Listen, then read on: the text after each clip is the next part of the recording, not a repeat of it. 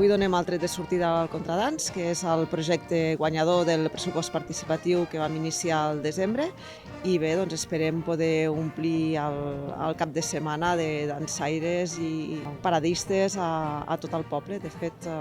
Contradans consta de 3 parts, una part d'espectacles de dansa, des de més tradicionals com l'esbar fins a més contemporanis com podrà ser cuca i dansa, i també hi haurà una part de fira d'artesans i una part de tallers, doncs, com el taller d'estampació botànica, entre altres.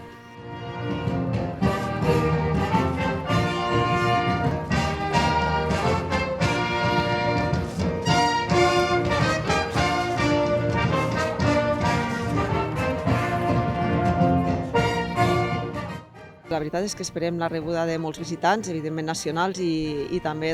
d'Espanya, que coincideix també amb el Pont del Pilar, i de fet ja s'està veient moviment avui divendres a la tarda aquí al poble de Tordino, i esperem que així sigui tant el dissabte com el diumenge.